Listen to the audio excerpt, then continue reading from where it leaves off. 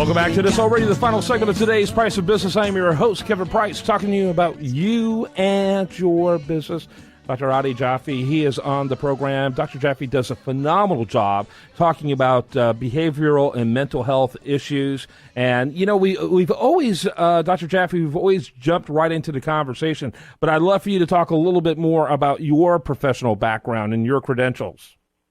Sure, thanks. I got my PhD in psychology at UCLA with an emphasis on behavioral neuroscience and statistics, which is a long way of essentially saying that I was studying how the brain works and then how to use analysis, data, et cetera, to kind of be able to decipher more specific, nuanced way around brain function or disease like addiction, things of that nature. Very good. And by the way, the website, I want to say that right at the very beginning, is AlternativesBH.com. And obviously that stands for behavioral health. AlternativesBH.com. Marijuana is like one of the hottest topics. I don't know if you saw earlier this week over at what was it, USA Today, talked about the illegal trafficking of marijuana from Colorado, and they chose the wrong state. They highlighted the wrong state for Colorado. They didn't know which state was Colorado, which makes me wonder who was actually making that map. Maybe they had been testing the product. But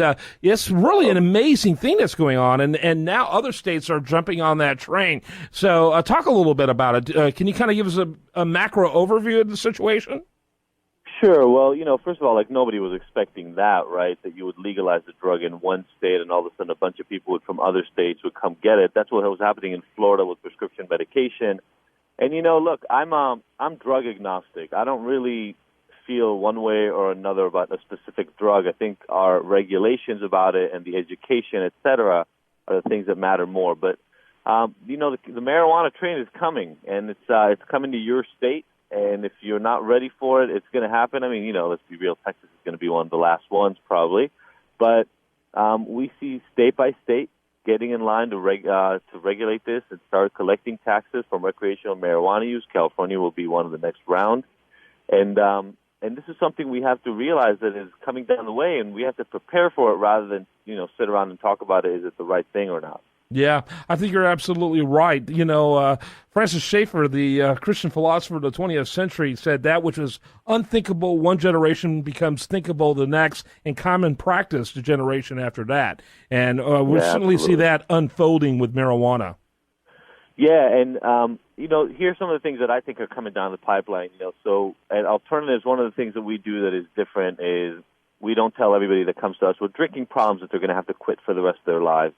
Something like that is coming for us, at least with marijuana. We're seeing more and more cases of kids, young adults, and even adults that are smoking weed as part of their substance use. Some of them come to us to stop their drinking but want to keep smoking weed. Some people are stopping their heroin use but want to keep smoking weed. As marijuana becomes more and more a part of the fabric of the United States, just like it was, by the way, right after Prohibition, what we're going to end up seeing is this surge.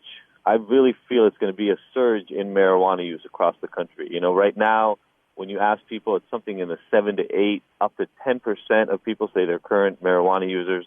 I think those numbers are going to get close to the alcohol numbers. Maybe even the alcohol numbers will dip a little bit below the 50 to 60% they've been at for decades, as some people decide that marijuana is the thing they like better than alcohol for their day-to-day after-work relaxation. Yeah, and I think that you're absolutely right, and I think it'd probably be a pretty challenging case to somehow say that that's any worse consequentially than alcohol abuse. Absolutely. You know, long-term heavy alcohol use is damaging to the body. Long-term marijuana use is maybe damaging in the same way that cigarette smoking is damaging, so for the lungs, but then some of the edibles, et cetera, compensate for that. What I do think is happening is one of the arguments that I get into with people every once in a while about this, and again, I don't have a problem with marijuana, but I'm just talking about what's realistically going to end up happening. One of the things that I say is once marijuana is legal, we're going to see it in forms, in strength, et cetera, that we're not quite aware of right now. So I don't know how aware you are of the practice of dabbing, for instance. That's a highly concentrated version of THC that kids and adults can utilize right now even. And there will be a time, mark my word, there will be a time where somebody very intoxicated, very stoned on marijuana will end up getting into an accident, and we'll start getting into those same arguments about, is marijuana dangerous? But it hasn't happened as of yet. Nobody has died of marijuana overdose, and I don't really know that even with those more concentrated forms, people will die of marijuana overdose. They will absolutely have negative side effects. But again, for me, the question is not, oh, no, then should we not legalize marijuana, because that is coming. So what do we do? How do we respond to it? What is the thing that we do to keep ourselves, doing well as a society and moving forward? Yeah, and that's a great segue in this conversation. That's what you began with. Let's focus the last couple of minutes we have left on that topic. What conversation should we be having, Dr. Jaffe? Sure. So in general, this is what we do with alcohol already and alternatives. This is what we do for people that have anxiety issues or, sleep disturbance, etc. I try to stay away from labels. I try to stay away from disorders, and I look at individual problems. So sometimes we'll call them endophenotypes, but at least the phenotypes, the specifics of the condition that somebody is having. So if somebody's coming to me and they're drinking too much, everybody else worries about, are they an alcoholic or not?